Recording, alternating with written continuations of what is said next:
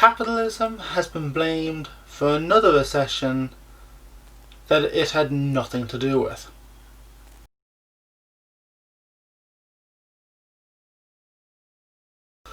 Hey everyone, welcome back to my channel. Now in this video I'm going to talk about the idea that the coming recession is another example of capitalism failing.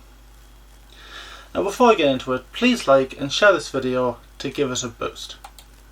I have seen several posts on social media that claims that the coming recession due to the coronavirus and the lockdown that came from it is another example of capitalism failing, as well as comparing it to the 2008 recession.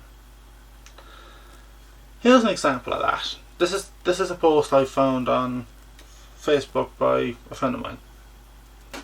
No, I'm not going at that friend, I will say. I'm just disagreeing with him. I am 24.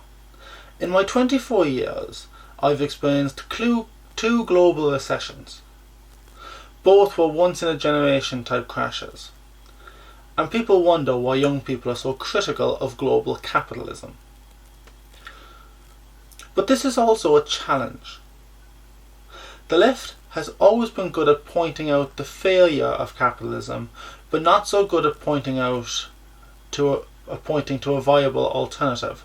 Now, he then goes into quite a long list of socialist ideas that keep being brought up as effective means of dealing with a lot of things, including a Green New Deal for the climate, a single payer healthcare system for healthcare, and more union power in terms of worker unions. Now I'm going to be honest, from a recent experience, I've had a recent experience with worker unions, and I'm not even part of it. And they've screwed a lot of people. I know worker unions aren't as good as these people think. We need to seize this opportunity, not just to point out why capitalism has failed, it hasn't, but to show that a real alternative is possible and it's within our grasp. Right. First off, the two recessions you're talking about, the 2008 recession and the coming recession, neither of which were caused by capitalism. The 2008 recession was actually caused by big government interfering in the market, interfering in the economy. Big government put a lot of money into several markets, especially the housing market, which caused artificial inflation. And eventually that inflation grew and grew until that bubble burst. Now, artificial bursts of bubbles actually tend to be a lot worse than natural ones. Natural ones occur all the time, but it's the artificial ones that do the most damage. The 2008 recession was caused by crony capitalism, not free market capitalism. It was capitalism with a shitload of bureaucracy, government bureaucracy, that caused the 2008 crash. Now I'm even confused how this guy can even consider that the coming one will be caused by capitalism as well. The coming recession, due to the coronavirus, will be caused by the economy being shut down completely due to a global pandemic, not free market capitalism. I mean, this actually bewilders me really, because the economy was forced to shut down.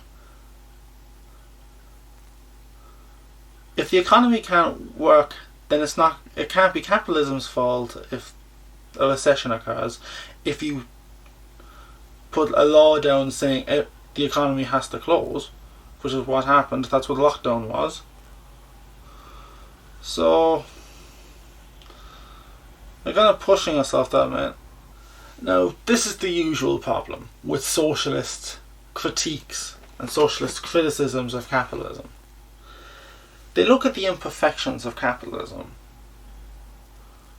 and even in cases where capitalism has nothing to do with, they try to claim it's capitalism's fault, it's capitalism failing. Now, capitalism is not perfect by any stretch of the imagination. I do accept that. But people like this can only recommend a historically unsuccessful system, socialism. Hell, socialism is failing now in several countries. Venezuela, Zimbabwe. Remember those lads?